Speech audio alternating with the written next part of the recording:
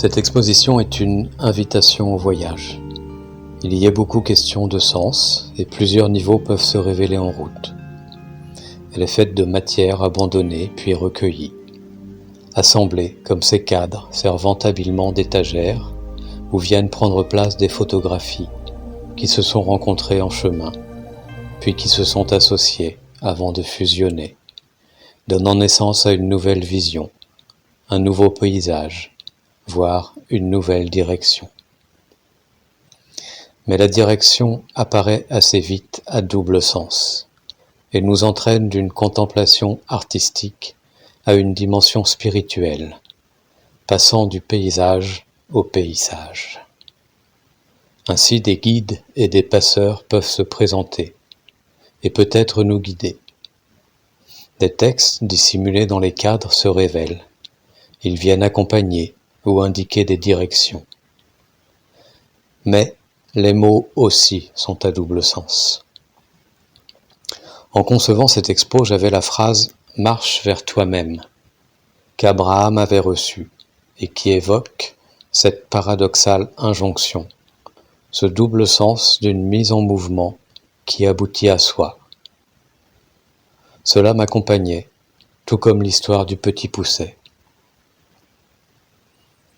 J'aimerais que chaque présentation ait un peu cette vocation, comme des pierres sur notre chemin qui nous permettraient de rentrer chez nous, de nous ramener à soi ou à notre vraie nature, ou simplement de proposer une douce et jolie promenade.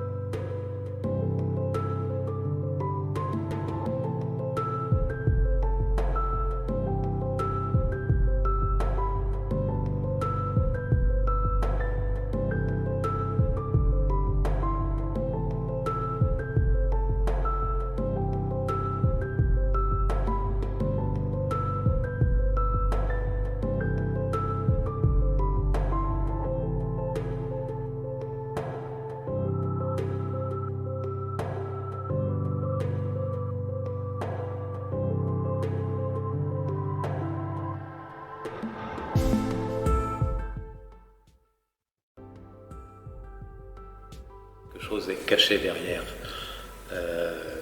Alors c'est peut-être ma sensibilité qui fait que je vais m'émerveiller devant un morceau de bois, devant un caillou, Voilà, mais pour moi je considère vraiment qu'il y a des choses cachées derrière.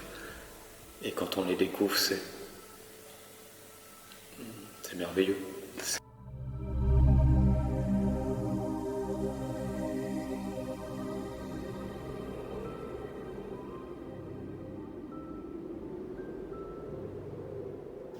Le Jardin des Symboles, c'est une prolongation de l'exposition. C'est comme une mise en forme extérieure d'une compréhension intérieure. Les symboles qui agrémentent le jardin représentent pour moi des indices. Ils nous mettent sur la voie, ils viennent questionner nos sens, et bien sûr ils parlent de double sens. Celui qui illustre le plus joliment cela pour moi, c'est évidemment le précieux symbole. Tous viennent nous parler de notions d'intérieur, extérieur, de vide, de plein, d'ombre et de lumière.